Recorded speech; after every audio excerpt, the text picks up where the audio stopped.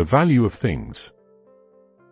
Some objects are superfluous, others are not worth the price we pay for them, and we regard things as free gifts when they really cost us very dear. Very often the things that cost nothing cost us the most heavily. Thus, I would have you reflect, not only when it is a question of gain, but also when it is a question of loss.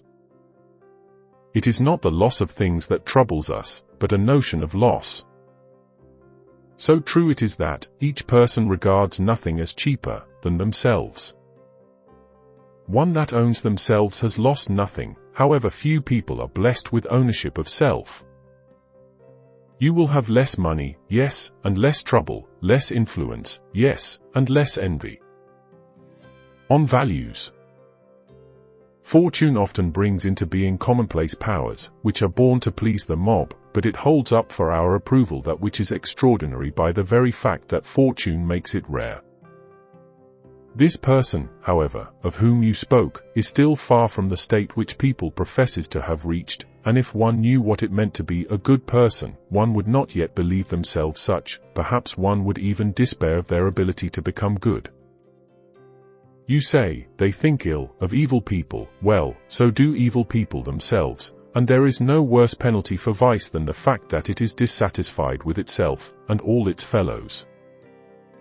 In the case of many people, their vices, being powerless, escape notice, although as soon as the persons in question have become satisfied with their own strength, the vices will be no less daring than those which prosperity has already disclosed. These people simply lack the means whereby they may unfold their wickedness. Similarly, one can handle even a poisonous snake while it is stiff with cold. The poison is not lacking, it is merely numbed into inaction. In the case of many people, their cruelty, ambition, and indulgence only lack the favor of fortune to make them dare crimes that would match the worst.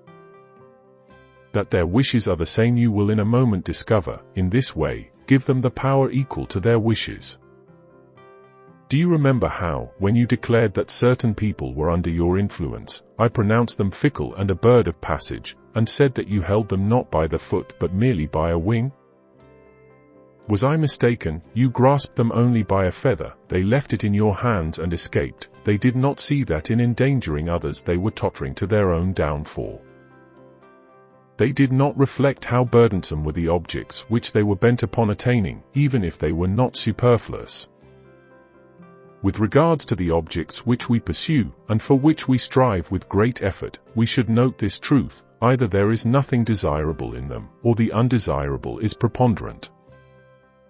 Some objects are superfluous, others are not worth the price we pay for them, yet we do not see this clearly, and we regard things as free gifts when they really cost us very dear. Our stupidity may be clearly proved by the fact that we hold that buying refers only to the objects for which we pay cash, and we regard as free gifts the things for which we spend our very selves.